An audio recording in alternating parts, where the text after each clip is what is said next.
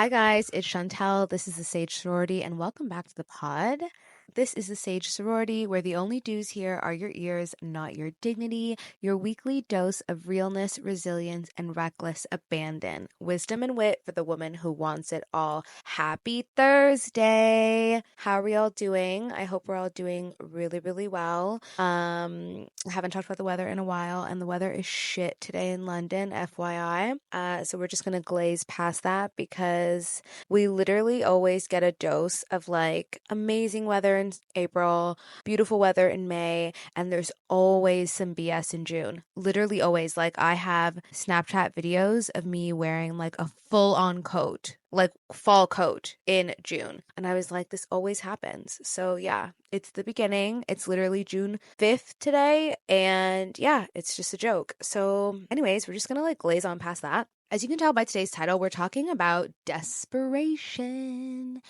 And sometimes people will ask me, like, how do you come up with topics for the podcast? Because this podcast has been in the back of my mind for so many years. I have a running list of things to talk about. But sometimes I'm just inspired by something that I'll see or something that I'll hear. And that was the case for today's episode. This was literally inspired by a TikTok that I saw like literally like 2 days ago. I had a different idea for the podcast, but I saw this and I was like, no, I actually want to talk about this because when things like impact me, I feel like that gives me enough to like go off of and like expand my thoughts. Guys, like having a podcast is so much work. Like that's why when you see people do it, it's often highly produced and they've got like a whole team because it's actually so much work. And then if I were to add video on top of that, like I feel like it would go to shit. Like I'm just going to be honest. The consistency is my number one goal now. My number one goal with this podcast is making sure that every Thursday, no matter what, I deliver a new podcast. If I had to then add video, I don't know what would happen. I would have video today and then you wouldn't see another video podcast for like 2 months and it would throw me off track from actually being able to get video done. So like, yeah, we're just gonna have to be an audio only girly for now. Which also brings me, before I get into the episode, I know I'm rambling, but before I get into the episode, please subscribe to us on YouTube. All of our clips are going up. So I know that like if you follow us on Instagram and you follow us on TikTok, you already see the clips, but I'm putting all the clips on YouTube Shorts. If you are more active there or you're just more of a YouTube girly in general. And if you love the show, you want to subscribe to us everywhere because you love us, you love me, duh. But coming soon, we'll have the RSS feed for the podcast on YouTube. So YouTube has put in basically an RSS feed. So this is getting a little technical, but for those that care, podcasts are not like hosted on Apple or Spotify. Like they are kind of like syndicated through there, if that makes sense. So you have these companies that if you don't work in podcasting, you've never heard of, and they are our RSS feed. So they push out the podcast to these companies like Apple, Spotify, Amazon, iHeart, wherever you get your podcast, right? But we don't individually host it on those platforms. I think this is something that Apple came up with a very long time ago with more of like an open RSS feed.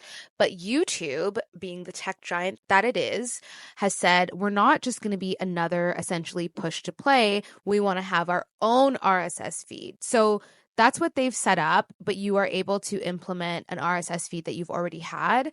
For those of you that care about tech data news, the risk with that is that if my podcast is hosted on YouTube, then it's going back to that tech domination, like everything's on one platform. What happens to my data? What happens to my control? Da, da, da, da. So anyways, that's a conversation for another day and honestly another podcast. But the reason why I'm putting the pod on YouTube, and this is something I was thinking about for a while, I just was trying to figure out the best way to do it because again, it's not on video. So I wanted to get the pod on YouTube with just like B-roll and stuff like that. And for those of you that don't know, B-roll is just like images and video that like plays in the background. It's like not focused content, basically. It's not someone like talking to the camera or whatever. It's just kind of like clips. And there's a lot of YouTube channels like that because frankly put, a lot of people listen and treat YouTube as their TV. YouTube is something that's in the background, and that's how a lot of people consume media. So it would be foolish of me, Avi, to not have the pod on YouTube. So I'm just working out the kinks right now, but as soon as it's live, I will let you know. But for now, you can get the shorts, the highlight clips on YouTube. So please subscribe to us on YouTube, guys. It's really helpful. It's in the show notes. If you just Google YouTube the Sage Sorority. You will find us, subscribe, and tell a friend to subscribe. Okay, and we're back. I saw a TikTok and I had a little bit of a discourse with a friend, and it inspired today's episode. So first, I'm going to talk to you guys about the actual TikTok. And it's just a clip of a woman. She's sitting on the tube. And it's a long text, basically. It's got a long text overlay, and I'm going to read it. And then I'm going to share with you guys the brief discourse I had with my friend, and then we're going to get into today's episode. So this is the text. Thinking about the time when I asked my husband to buy me a mirror for our room, but he said no and gave me a handheld mirror to get ready in front of instead. Thinking about the time when he snatched a 30p lollipop out of my hand and put it back because he didn't want to buy it for me. Thinking about the time he didn't buy us a bed and made me sleep on the floor despite of my eczema being flared up because of it. Thinking about the time I went 50-50 with him on everything. Thinking about the time I paid for our entire wedding and he didn't pay a penny towards it. Thinking about the time he got me nothing but a 30-pound Warren James set as a wedding gift. Thinking about the time I spent my dowry on him. But he's gotten remarried in less than 2 years since our divorce and has given his new wife a whole house with things that I couldn't have even imagined he would have done for me. Whoever said if he wanted to, he would spoke facts. We were only together for 6 years, and the only thing he gave me was a reason to bleed, sweat, anxiety, and tears. But his new wife that he's known less than 2 years got everything from him. We give our everything to someone and they leave us with nothing. Time means nothing when we're not the person they want. Our sacrifices mean nothing to the person that doesn't want us. Our love means nothing to the person that doesn't love us. You guys, I felt it. I felt every word. I felt everything. I felt it. And kudos to her for being so vulnerable and so honest online. I read every word and I was like, fuck. Like, it just really, really hit me. And I sent it to a few friends, as I do. And my friend said, which kind of like got my mind going, and that's what prompted the TikTok. So she was like, she's a red flag too. I'm sorry, we need to start talking about how desperate some women can truly be. I'm tired of these types of women as well. And I said, it's interesting how when a woman is a red flag, her biggest victim is herself. And when a man is a red flag, his biggest victim is other women. And that's what we're going to talk about today. A quick heads up that I'm opening up a few one-to-one coaching spots this summer. If you've been in your head about work, relationships, or what's next, and you just want to talk it out with someone who will actually listen and won't bombard you with a bunch of buzzwords, this might be for you. Honestly, summer is the perfect time to reset. Things slow down, inboxes get a lot more quiet, and that space can either spiral into overthinking or be the moment where you finally shift something in your life. You can book a one-off session with me or a monthly series. All the details are in the show notes. I look forward to talking. Bye. And I want to preface by saying this episode is not about gender wars. It's not about blame, but it's just about patterns, and it's about like power and patriarchy, and what happens when women are taught to confuse suffering and grit with love. So let's get into it. So my choice of wording for this is desperation, but desperation comes in many forms and looks like many different things and also can be called very different things. So what is desperation? I think when someone is being desperate, a woman is being desperate, a man is being desperate, I think they have like a visual in their mind. And I challenge you to explore that desperation looks different in different circumstances at different age groups. It looks different with men and women. It looks different in different cultures. Like, I challenge you that whatever visual you have in your head, there's at least 30 other visual representations of what desperation looks like in our interpersonal relationships, in our intimate sexual relationships. Desperation isn't always loud. Like, sometimes a woman is smiling through desperation, smiling through rejection. Sometimes she will even tell you that she's very happy. Desperation does not mean a woman necessarily in a low-cut dress. Like, sometimes it's over-apologizing. It's convincing yourself that a 30-pound wedding set from Warren James is better than nothing. Sometimes desperation looks like XYZ, but at least I'm not alone. These are things that are indicative of a woman that is not acting in her highest power, we'll say that. What we call desperation in women is often also a trauma response. And I know that sometimes we hear these words, and because we hear them so often, especially if you're in therapy, especially if you are even remotely close or in community with someone who's in therapy, or you've paid attention in the last 10 years, that because we hear these words so often, they kind of go over our head, or they go through one ear and out the other. But unfortunately, it doesn't negate from the fact that it's often true and very common. It's also a learned belief that a lot of women must earn love by proving that they can endure it enough to be worthy of it. And we've heard this, right? We've seen this, like the couple that's like, oh, marriage is hard, and that's how you get through 30 years. And if you want to be in a monogamous relationship, it takes grit, it takes strength, it takes, all of these like very intense emotion. And it's rare to meet someone that's like, my relationship is the easiest thing about my life. And even just saying that brings me peace, even though like I can count on maybe one hand how many times I've encountered that in my life. This often comes from attachment wounds, which we know are formed in childhood. You are not above that. You did not get around that. Everyone has some sort of attachment wounds, and that was formed in childhood by your parents, by your siblings, by your friends, like all of that stuff comes from there. There's a lot of cultural programming that comes into the desperation as well. And a lot of our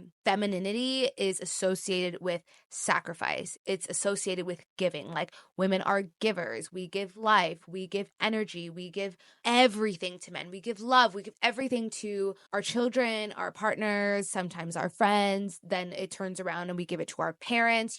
There is no one that is better off than someone that has a daughter. I remember looking two of my uncles in the face, and I was like, in this life, have daughters. And of course, they both chuckled because they both have daughters, and of course, because they know I'm right. And also survival-based thinking, especially for women from marginalized or heavy patriarchal communities. I would say 99% of the communities on planet Earth are patriarchal at this point in modern history, but heavy patriarchal communities where marriage equals stability, which equals survival. And two, marriage is how you are taken seriously. I remember a Nigerian man telling me that marriage is your entrance into society. And he wasn't saying it in a derogatory way or in a cold way. It's just a matter of fact, essentially. Every culture is different, but just know that just because you grew up a certain way and your friends are a certain way doesn't mean that everyone else is the same way. Some people come from way more cultural and familial programming than you can realize, and some people come from a lot less. Also, desperate isn't always just about like wanting a guy. It's not always just like, I want a boyfriend. I think that because we start to see desperation in terms of like intimate relationships when we're in our teens and like late teens, but basically this is a post-puberty thing, right? For the most part. But it's not always about wanting a man. And I think when we're younger, for a lot of women, it is about that, right? Like it's just, I have a boyfriend. Like who cares if I like him? Who cares if I even speak to him? Who cares if he's even nice to me? It is social capital, especially when you're young, to have a boyfriend. But as we get older, it's more than that. And one thing I always say to my friends, and I often say this to myself, especially when I'm having low moments or I'm feeling confused about the state of like relationships and like where we're all going and where I'm going, I will say it's never about the guy. It's never about the guy. It's always about what the guy represents. And I stand on that, guys. Like, I really do. It's never about that guy. It's never about how hot he is. It's never about how much money he has. It's never about how nice he is to you. It's never about how mean he is to you. It's always about what that guy represents. It's not always about wanting a man. It's about wanting safety, validation, social capital, and love publicly. Forget about what's happening behind closed doors, but publicly. You are elevated. Publicly, you are respected. Publicly, you are safe because let's just be honest, the biggest threat to women are men. And publicly, you have that validation. When your worth is made contingent on how much you can give, you learn to overextend, even at your own detriment, even at your own sacrifice. And it's not just about relationships. It shows up in work, in family, in friendships as well. But in love, it's often very invisible until way after the damage is done. And I feel like because we are so wired by the systems in place, One thing that I've noticed is you will see a woman overextend herself when it comes to love and her partner. And this is very hetero because I speak about what I know and that's what I know. And because she's so fucking depleted, she will underextend to her friends. And again, that's a podcast for another day. But that is something I've seen often. And that brings me to something we don't talk about nearly enough. And that's when women are becoming their own red flags, right? I think we always look at red flags as external, and they are. I'm not saying that in dating and in the early stages. But what about when your red flag is to yourself? And I know that's a weird concept to think about, but just stick with me. And it's not because you're malicious or you're emotionally dangerous to others, but it's that what you've been taught as the way to be worthy of love is to sacrifice for it. And the problem is when you believe that, you can find yourself in front of someone who's like, I would never make you sacrifice for something that you innately are, right? We are love. We don't have to be worthy of love. You are, in this moment, worthy of love just by being. That is a fact. Love and compatibility are two different things. Making a life with someone is different than loving them. Yes. Another day, another podcast. But you might find yourself in front of someone who's like, I would never make you do those things. I love you as you are. You're perfect as is. We are compatible as is. But then you might find yourself in front of someone who's like, actually, I'm going to put you through the ring of fire just because I can, just because I want to, just because I'm as messed up as you and I haven't really faced myself yet. So let's talk about what it looks like when a woman abandons herself in a relationship. So self-neglect as your own personal red flag is something that really just starts off slow. It's rarely at fever pitch from the get-go. It's just like a bit by bit crumbling of your boundaries, your standards, and then because of that, it begins to chip away at your self-worth, which you would never even see coming. And it's all in the name of like making the relationship work, being committed, being a ride or die, being loyal, being a girlfriend, being a fiance, being a wife, etc., etc. Can also be being a daughter, can also be being a friend. And this is the thing, like women that are operating at that level often don't realize that they are. Sometimes they do. I'm going to be honest. Sometimes they do. Sometimes they don't. And they're not toxic in the traditional sense because they're not hurting anyone. We look at toxicity as something that's outward. They're not manipulating. They're not abusing anyone. They're just bleeding out, essentially. Very, very quietly. Death by a million paper cuts that essentially they are giving their wrists to someone else and saying like, yeah, go for it. Example. So this is what self-abandonment looks like. And this is also like what she was alluding to. So you're paying for the whole wedding. And that's fine. If you made that agreement, that's fine. But clearly, like, that's not what she thought was happening. It's obviously coming from a place of her, right? She's sacrificing. And again, I look at that and most people would look at that and our judginess kicks in. And it's just like, well, why would you do that? And then it's like, for her, it's like, well, why wouldn't she? This is her husband. This is the love of her life. This is the one, you know, which I don't know if I've ever mentioned on this podcast, but I think I have, that you guys know I don't really believe in the concept of the one. Anyways, if I've never mentioned it before, I have. I could probably do a whole podcast on that too, but she's going 50-50 on everything, the rent, the groceries, the dates, while receiving a fraction of that emotionally, physically, or in terms of effort. It's very clear that he wasn't really like that kind to her, to be honest. Like, forget about money. Like, he's making his wife sleep on the floor. You can't tell me that this is the love of your life. This is the one. This is a woman you would die for, which I believe as a man, like, you really shouldn't be getting married if you don't have that opinion about your wife, period, full stop. Not up for debate. And you're making her sleep on the floor. Like, there's a lot of people in this life I don't like, and I wouldn't make them sleep on the floor. Like, I think that's pretty cruel. You're accepting emotional neglect and rebranding it as low maintenance. So this, you guys, this is the one, not the two. Whenever someone says to me or a woman alludes to being low maintenance, I can tell you, like, my eye starts twitching. Like, not really, but like it wants to. Because it just, for me, I'm very, very, very skeptical of when a woman says that. I'm going to be honest. And I'm also going to be honest, I don't know everything. I don't know everyone. But I will say in my life, I have never seen a woman call herself low maintenance and also be in a happy, functioning, supportive relationship. I've never seen it. I've never seen those two women in a room. If they exist, please let me know, but I've never seen it. I also feel like, and this is really for the girls here, if you're a guy, I don't even know how you got here, but I feel like telling a man that you're low maintenance is a recipe for disaster. I really do. I really, really, really, really do. And even if you're like, Shantel, but I am low maintenance, I'm super chill, like I don't really be needing too much, that's fine. But in this life, a straight man is probably going to let you down. So if you're already letting him know that he doesn't need to do much, say much, be much to make you happy, just know he's going to go beneath that. It's not, oh, this is my bare minimum level and I want you to meet me there. It's no, this is your bare minimum level and they might even go beneath that. Maybe not at the beginning, maybe not 3 years in, maybe when you get married, maybe when you get pregnant. Like, I think you have to have that in the back of your head. So if you're already like, I'm just totally fine with a bottle of water and bubble gum, like keep that to yourself.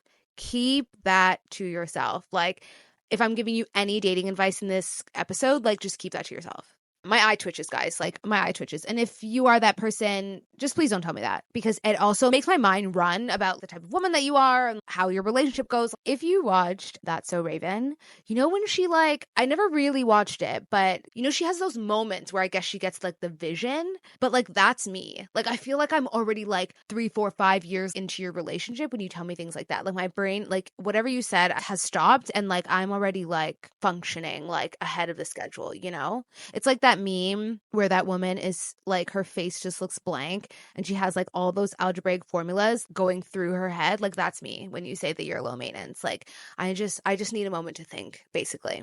Anyways, I'm making myself laugh. And you've convinced yourself that like needing attention and affection and like consideration makes you high maintenance. And I have to honestly say, and I'm gonna like harp on this point because I have this broken down by like finances, emotional, in conflict, and then philosophically. And we talked about the finances just now, but I'm going to harp on this emotional part because when a man hears that you're high maintenance, their mind automatically goes to money. It takes a very, very mature and 360 type of man to think about more than that. And I think partially because that's also what a lot of women mean when they say they're high maintenance is they're talking about external and finances.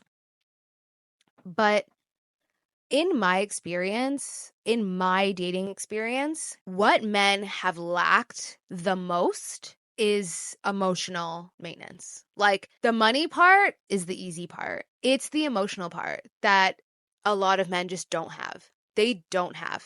And it's not because they are biologically wired to not have. It's because they are socially raised, coddled, and accepted to not have.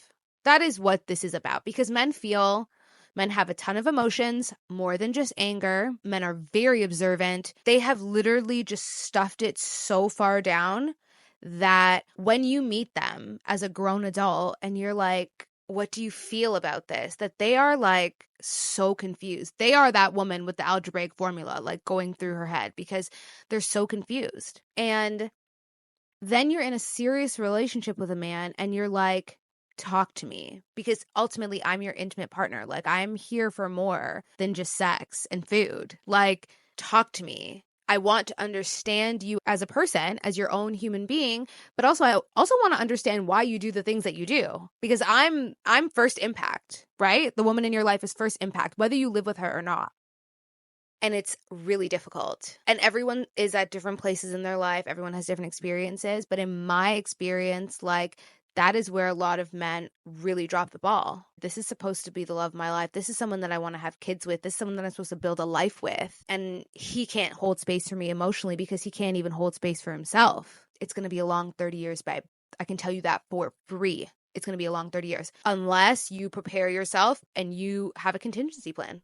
And some women do. And honestly, lots of women do. And everyone's needs are different, right? I'm not trying to group everyone together, but trends are trends and examples are examples, and sometimes stereotypes are accurate. Anyways, it doesn't make you high maintenance, but you've learned to just survive on the basics, right? You survive on the basics and you're happy with it. You're like, oh, well, at least he's not hitting me or cheating on me. That's always like, I'm sorry, that's always a bottom bitch's excuse when her boyfriend or husband sucks. It's like, well, at least he's not cheating on me and at least he's not hitting me. Is that like our entry level here for a life? And commitment and all the energy and source that women put into men and into their lives. I've talked about how men are more respected when they're married and in long-term relationships. Men make more money, like they live longer. Like we've talked about this. Like women are literally life givers, and that is not like a hyperbole. That is a fact. So you give life to your partner, and as long as he doesn't hit you or step out, that is enough for you. And if you've done enough work and you know that that's enough for you, that's one thing. But I've never met a woman who that's enough for. I don't know. Maybe she exists. I just haven't met her yet. And I would love to. I'm always open to learn new things and to see different perspectives on things. Anyways, so now we get into conflict. Self-abandonment in conflict looks like you're staying silent to avoid any type of confrontation. You constantly feel like you're walking on eggshells. And please don't confuse this with finding the right time and place and picking your battles. Not the same thing. If you have a conflict and you feel like you're dying inside, yeah, fuck the eggshells. You need to say something. But often, if you've abandoned yourself, you won't. You've become so afraid of being seen as difficult that you have actually lost or are losing the ability to advocate for your own needs. This is huge. I am always telling my friends to advocate for yourself. You have to advocate for yourself. You have to advocate for your own needs. You have to. And this is not about being selfish. And this is not about like bulldozing your way through everything and everyone. But it is about having your own back. That's it. And I think a lot of women get in relationships and they just assume that their partner will have their back like how they have their partner's back. And yes, you should expect that, but not at the point of sacrificing yourself. Like, I'm sorry, I don't agree with that. And a man will say, or men will say, like, oh, men will sacrifice their own happiness just to keep the house together. And it's like, not quite.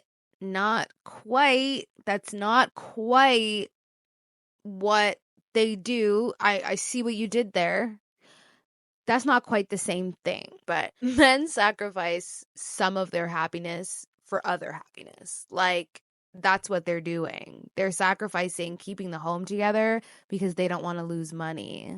They're sacrificing keeping the home together because they don't want the public shame of being someone who's divorced or having to explain to their family and friends why their marriage is no longer or why their relationship is no longer. Shame will have you in a lot of places that you don't belong in. So yeah, anyways, you have to advocate for yourself.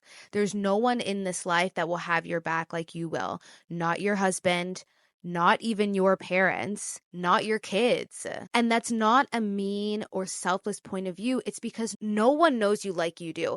And I'm challenging you because I know far too many people that don't even really know themselves. And that's not a good place to be. You cannot live a fruitful, joyous life. You cannot raise fruitful, joyous children. You cannot be in a fruitful, joyous partnership if you are not willing to go inward. Always, always, always. Anyways, and then we'll go into what self-abandonment looks like philosophically. You confuse loyalty with a refusal to walk away. This is a big one, right? This is a big one. This is a big one. This is a big one. I'm loyal. You're a fool. That's what you are. You are a fool. You don't want to date again. You feel like this is as good as it's ever going to get. You don't want to quote unquote start over with someone else. You have sunken cost fallacy? Yeah, of your relationship. That is not loyalty. And if you say, no, it is loyalty, okay, then I challenge you and say you are being disloyal to yourself. You believe that staying power equals character. Again, this is directly tied with social validation. It's a sense of pride, guys. It's a sense of pride to say that you're married. It's a sense of pride to say that you're homeowners. It's a sense of pride to say that you've been together 5 years, 10 years, 15 years, 20 years. We've known each other for 30 years. Like, sense of pride. It could be hell on wheels in your house. But really, this becomes a prison of your own making. And that's what self-abandonment looks like. And is not every day bad. Not every day is bad. Some days are good, some weeks are good, some years are good, but it'll always switch. And unfortunately, because the body keeps score, you intuitively know that you're always waiting for the other foot to drop. And before I wrap up this point, I want us to consider, what if we talked about self-neglect with the same urgency and the same virality that we talk about other red flags? The amount of people I see that are dating narcissists, that have been in love with a narcissist, that are married to a narcissist, like, wow, what was everyone doing like 5 years ago? Or did we just not have language for it? I never see anyone talking about neglecting yourself in a relationship. That this woman has completely abandoned herself to be in this relationship, to stay in this relationship. Are we talking about this to our friends? Are we talking about this in the early stages where all of this happens? And I don't just mean early stages as in like the first few dates. I mean like the first year and a half. Have you abandoned yourself to be with this man? Are you neglecting everything that you said you wanted before you met him? What if we made self-advocacy as important as we make spotting all of these things, right? All of these toxic things that we see in other people. Because the truth is, you can avoid every toxic person in the world, sure. But if you're being toxic to yourself, your relationships will never feel good. If you're always willing to betray your own needs, ignore your own boundaries, sacrifice your own well-being, just to be a girlfriend, just to be a fiance, just to be a wife, dare I say, just to be a mother, you will recreate the same dynamics over and over again. It's just different players, but it's the same song. The woman who gives everything and asks for nothing is not virtuous.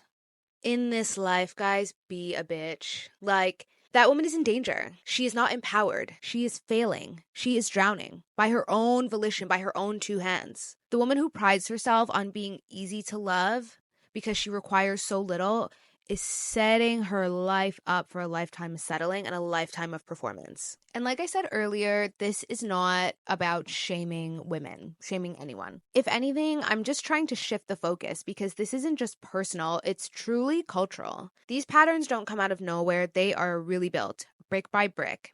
And if we're going to break them, or at least have a lot more compassion and understanding for them, we have to know where they come from. This isn't just about like bad men and desperate women making a match, right?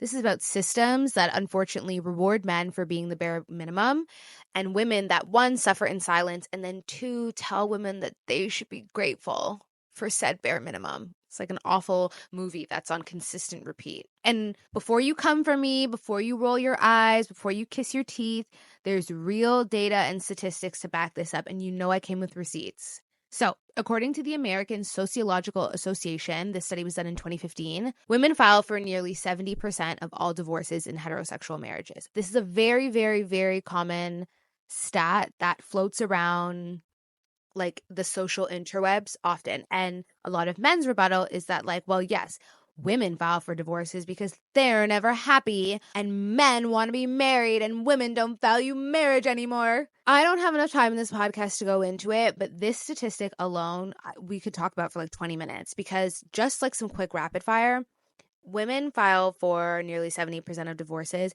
from a very tangible point of view. It's because men don't want to do the paperwork. I literally saw a TikTok the other day of a recruiter who was like, you'd be surprised how many women are out there applying for jobs for their partner. And then the guy calls them and the partner has like no idea. They can't even log in to the portal. They don't have their resume on hand. Like, women are doing these things, and they are doing these things so that they can get a helping hand in the home. Anyways, women just do the paperwork. Often when a marriage is crumbling or not going well, men don't want the shame of having to explain why. So I'm not saying that men are the reason why most marriages fail. But what I am saying is, like, in a situation where, let's just say, like, the guy cheated. So you're married and the man cheats. For whatever reason, he cheats. And the woman's like, okay, I'm done. Most men are not going to file the paperwork. They're not going to tell people what happened. They're not going to move out of the marital home. Like, they're not going to do that because it's a sign of failure. Women often leave marriages not because they expect too much, but because they are expected to endure too much for too little in return. And I think every woman who's a fiance, every woman who's in her newlywed stage who wants those things should do a work back. Like, you should be working backwards. What is your life going to look like? if he leaves, if he decides I don't want this anymore. Now, so yeah, you might be the one filing for divorce, but do we want to bring up cheating stats? Do we want to bring up men versus women and how much child support is paid? These are just real things, and they're not nice to hear. I think men think like, oh, women just want to bitch and rag, but it's just like, if you're a woman that wants to be partnered, loves men, and like loves relationships and like wants that, these things aren't easy to hear either. I can tell you that for free, but they are the reality, so you do have to move accordingly. Stat number 2. This is from the Pew Research. This was 2020. This is a UK stat. Married heterosexual women do 7 more hours of unpaid labor per week than their male spouses, even when both partners work full-time. So we know that emotional labor, domestic work, caregiving still disproportionately fall on women, even in equal relationships. Even in your 50-50 relationship, the scales are not balanced, guys. So we're both working, we're both commuting. I've got an extra hour, and sometimes that's not children, I think we often hear these things and assume that they're children, but as someone whose father had a health scare over a year ago, oftentimes it's caring for parents because, sorry, like your brothers just aren't doing that kind of work. They're just not. So even if you look at it from a different lens, don't look at it from your romantic relationships, look at it from your sibling relationship. Like if something were to happen to your parents right now, or one of your parents, who's first on deck? And sometimes this can be a marital thing. So oftentimes things will fall to the single sibling, or it'll fall to the sibling that is closer in distance. Like if everyone lives abroad and maybe there's one that still lives around the corner. But oftentimes it is women at the helm of that. So it's just something to think about. And if you are a man in a relationship with a woman, it's something for you to think about either way, because you might not be responsible for your parents, but she might be. Stat number 3. This is from Harvard Health Publishing in 2017. Studies show men's health improves in marriage while women's health often declines. I think you can find conflicting studies on that. I've seen women's health stays the same versus single being married. This is the first time I've seen it actually decline, which is a little bit like scary. And men benefit structurally and emotionally from marriage. Women often get more work and less rest. It just is what it is, right? And then finally, this is from ONS in the UK. Women are more likely to experience financial instability post-divorce, especially if they were the primary caregiver or earn less during the marriage. So I'm not going to dive too much into this, but this is something that when you see the virality of stats like women file 70% of all divorces, people often cite alimony and these crazy alimony figures that you'll see like with celebrities. What they're missing from that is this part. That actually put both stats together, right? So women are 70% the bulk of people that actually file for divorce, yet women are more likely to experience financial instability. So look at that. Women often they don't come out on top when they get divorced. That is a myth. Women often don't come out on top. They actually usually come out worse than they started, and they're still filing for divorce. So what does that tell you? And in reference to the TikTok, it was like, you look at that and we don't know how they split. We don't know if she fully left him, he left her. We don't know. But what I can say is patriarchy rewards men who show up better the second time around. Patriarchy rewards for having a second wife, and they get to do it better the second time around instead of just showing up better the first time. And it teaches them that their partner's pain is not their problem, that they kind of just walked away from the relationship, or especially if the woman ended it, that it was like, this was her doing, this was her fault. Now I'll just jump into another relationship with someone else. And one thing I often say is men don't heal, they hop. They just get into a new relationship with someone else instead of doing the work. But what a lot of people said in the comments to that woman, and what I will iterate here to everyone listening, is that new woman that is having this amazing experience with that man, whether or not she knows his past story, she might not. Her clock's going to run out too, because he's not a healed, happy new man. He didn't do the work. He didn't go to therapy. He didn't look within himself and say, wow, what was my 50% in this relationship?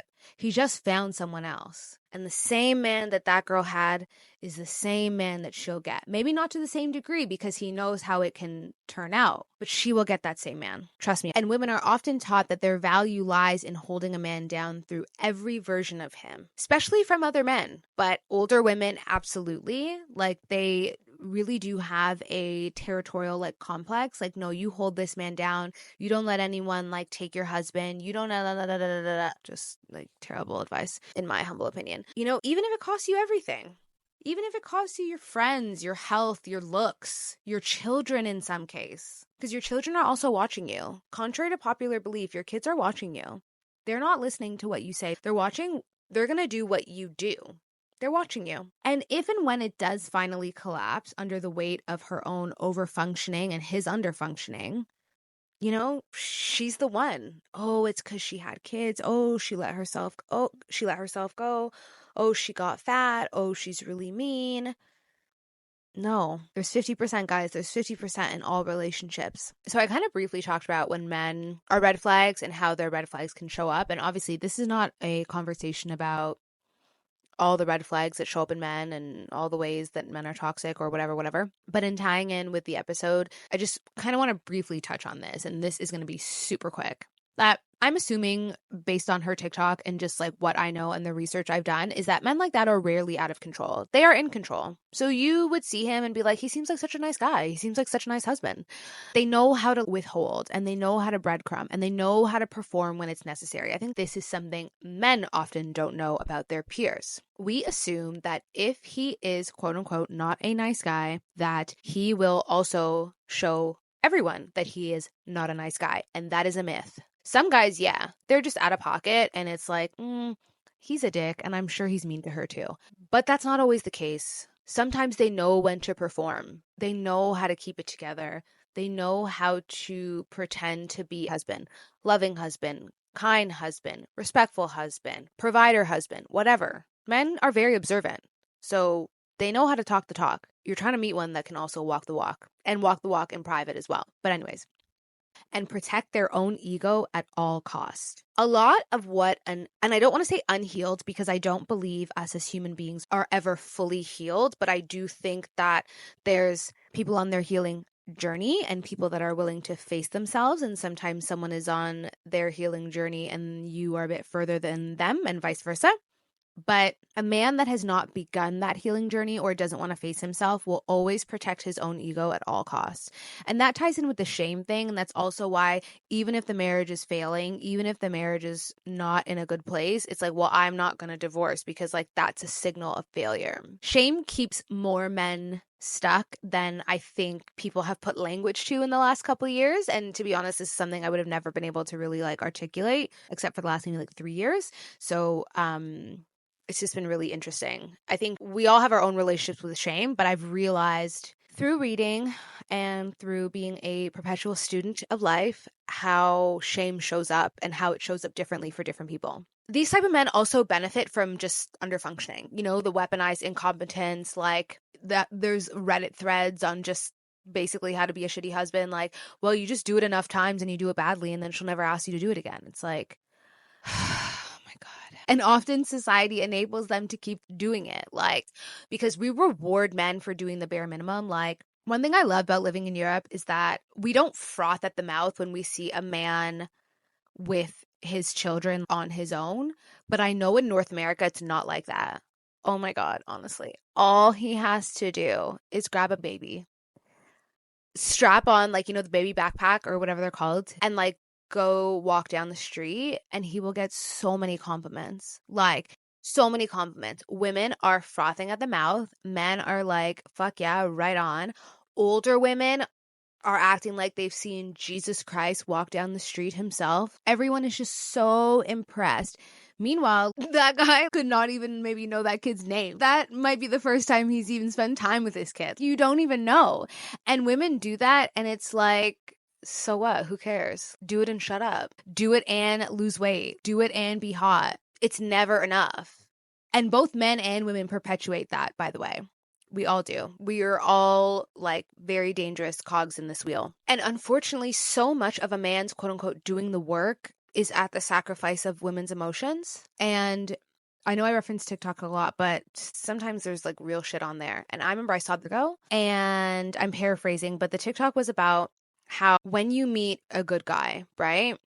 You're like, oh, this is my guy. Like, we're locked in. He's so good to me. Like, he provides for me, like, financially, emotionally, psychologically, physically, all of the leads, just everything. He's just everything to me. Like, we're locked in. This is end game, blah, blah, blah. It's like, how many women have suffered? You know, it's like a tornado. It's like, how many homes did that man go through to be that person for you? And that like really hit me because I was like, fuck, that is like really deep and really introspective and also kind of fucking true. And, you know, people will not like, if your gut reaction is to react to that instead of responding and be like, but women do it too. It's like, but they don't. Like en masse, they don't. Like me doing the work, my very first therapy appointment was when I was 18. And it was, I just wanted someone to talk to that was like neutral and basically someone who would just listen to me because I love to yap, hence the podcast. And my work at the time offered 4 free sessions. So I was like, great, I'll just do that. Was not the greatest therapist. She was like 80. So like she had a hard time relating to me, but loved it. Loved the process, loved the, you know, the whole relationship and like, yeah, on and off since then. But that was never at the expense. Like it was never this like black widow situation of all these men that I had just fucked around with and fucked up. And now I'm going to go be like the best wife ever. Like that was not my path. I wanted to be better for myself. I wanted to understand myself for myself, not for my friends, not for my family, not for my future children or future husband. I wanted to be better for me, by me, for me, you know? And I feel like a lot of women are like that. And sometimes it takes very painful situations to push us into that. But we are not using our partners as a substitute for doing the work. I'll leave it there. Like I said, men tend to move on quickly, often with zero accountability, and they just kind of show up differently for someone else. It's never, hey, I hurt this woman and I need to do better for her and for myself. It's like, well, she just inspired me more. And she was sweeter to me and she was nicer to me and we had more sex or insert whatever bullshit reasoning they come up with. And a lot of women end up watching the man that they struggled with for years finally become quote unquote that guy, just not for them.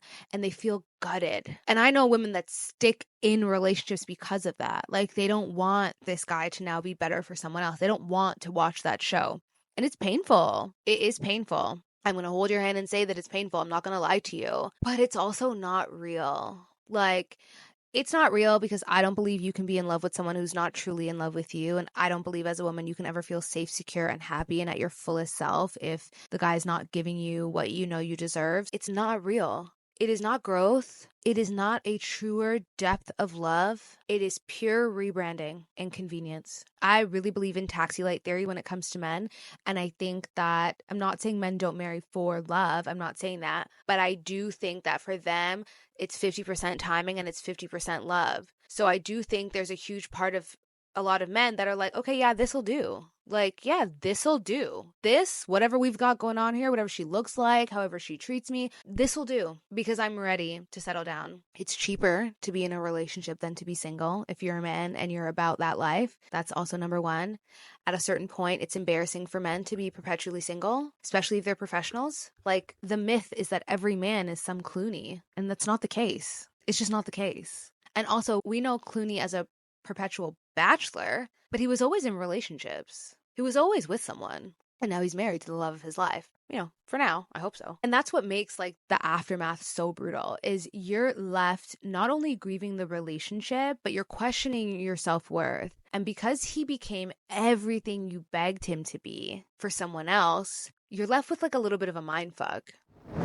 And I think ultimately, to wrap this up, it's what hit me the hardest when I saw that video. First of all, I just really felt for her, you know, like I just really felt for her because you can just see the vulnerability and the sadness in her words. And also, I also felt bad for her because it was like, girl, what the fuck? Like, this is your husband. I'm not going to get over the sleeping on the floor thing because it was like, oh my God, this is so mean. Like, he was so mean to you. Like having a man not be good to you, but then having a man be mean to you and then turn around and be Prince Charming to someone else in less than 2 years.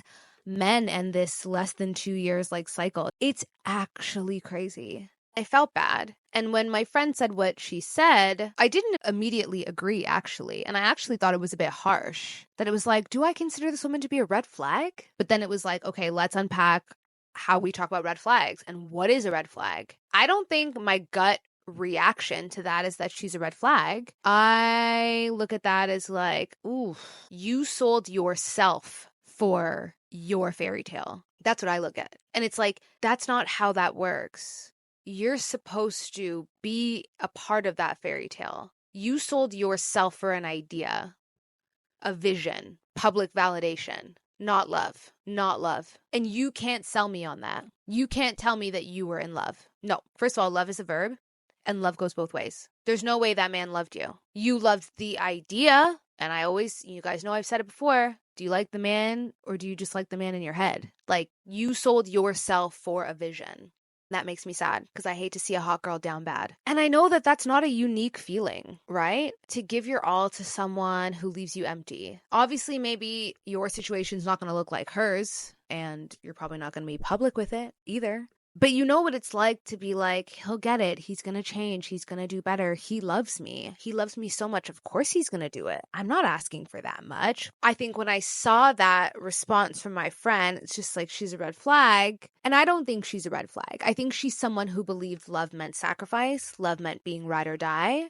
Love meant commitment at all costs, no matter what. And that you're a unit now. So it's not really about your individual needs and your individual asks. I think she thought if I stay, if I give, if I be a woman, if I carry the weight, if I do what I saw my aunties do, maybe I do what I saw my mom did, he will eventually get it. He will eventually respect me. He will eventually settle down. I've definitely heard women say like, oh, but men go through this phase and then you wait for them to settle down. And it's like, well, yeah, because he's old now and he's fat now, or he's not as hot anymore. Like, it's just like, what are we talking about? This is not good advice. Anyways, I digress. But if that girl was my friend and she was going through that, which who knows if her friends knew or not, I think one thing I would have told her is that you have to be careful because men are inherently selfish. And I don't mean that in a negative way. Hear me out.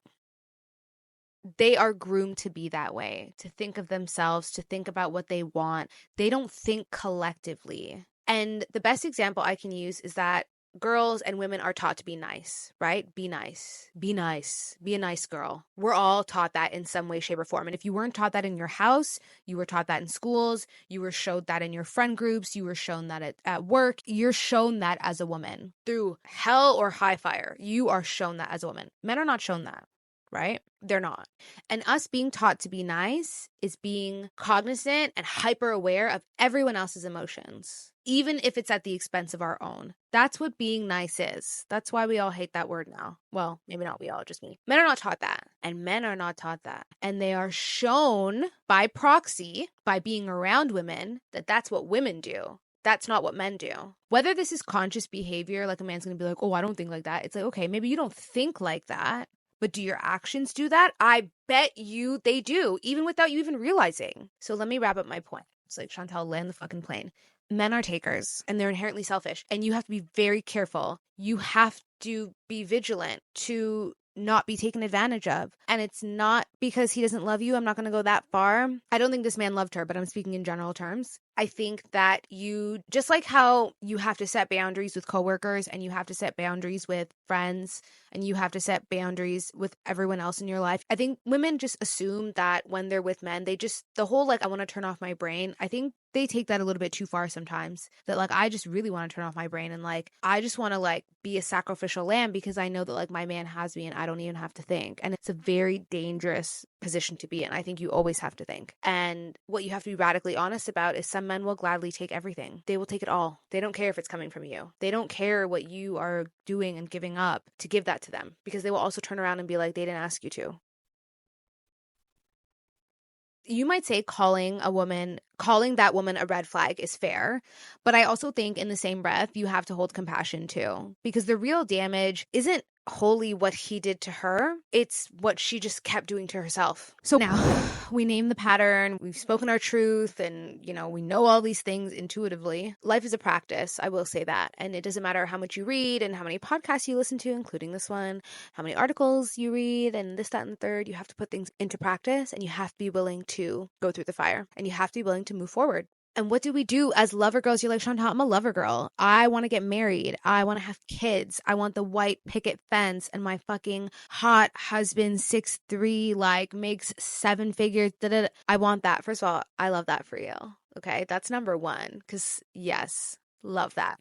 And even if you don't want that, even if you're like, okay, I want to live alone because I don't want any man in my space, but I still want to like have fun with a good one. And it's like, ooh, also yes, very hot. Yes. And it comes down to one of my favorite words, which is discernment. And that's what we're going to close on. Self-respect is not being a bitch. It's not being closed off. It's not being heartless. It is moving with discernment and clarity. It is having your back in this life because you know no one else will in the way that you do. It's not being hardened. It's just supporting yourself. It's going inwards for answers, not outwards. Discernment is the ability to recognize what isn't working and choosing yourself before you are left in tatters because of a man. Desperation says, please love me. I will do anything. Desperation says, please love me. I will stick around. Desperation says, please marry me. I will put up with whatever you give me, even if I talk like I won't. That's desperation, amongst many other things. Discernment and self-respect is if you cannot meet me where I'm at, if you cannot meet me where you used to meet me,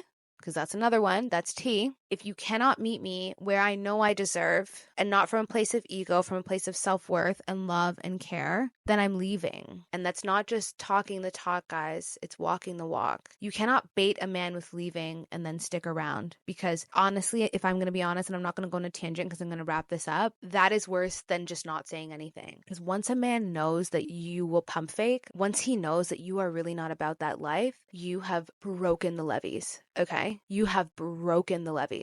It's about to be a fucking floodgate after that. Trust me on that. You do not have to suffer to prove your worth to a man. You do not have to audition for his love and his care, and you don't have to tap dance and perform to be chosen. You just don't, guys. You just don't. It is your birthright to not have to do that. And if you've been that woman before, and we all have in some way, shape, or form, the overgiver, 50-50, getting nothing back, just know that like, and I think this is where some women get wrong. Like your softness and your love and your care is not the issue. That is not a weakness. His inability to honor it is his problem. But your inability to have your own back and your inability to walk away and your inability to be like, you know what? My softness, my gift, my love, my energy is fucking 10 out of 10. It's priceless. So I can't let just anybody take it. And I can't just let anybody play with me because I know how much I give. Another thing I often say is that if women inherently knew their worth, they would be the ones begging men to get married and not the other way around. I don't know if I've ever said this on here before, but that's another thing I say very often, and I really believe that. We give everything to people who give us nothing, and we call it love. But real love doesn't cost you your sanity.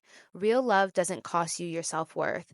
Real love does not cost you your softness. It does not cost you your stability. It does not cost you your sanity. That is not a trade worth making. Not now, not ever. Did you guys like this podcast? I hope you did. We kind of went on a rant. Obviously, like this is unedited, but I kind of feel like it's going to be a long one. I hope you guys liked it. Let me know what you think. You know where to find me at the Sage Sorority on Instagram and on TikTok and on YouTube. Don't forget to subscribe to YouTube, guys. I want every one of you to go on YouTube and subscribe right now. If you love me, you will do it. Thank you. I will also link that TikTok in the show notes so you can see. Just a reminder, I am taking coaching clients this summer. All the information is in the show notes as per usual. I love you guys. Have an amazing week and weekend. I will talk to you next Thursday. As always, this is Shantel. This is the Sage Sorority. I love you lots. Bye.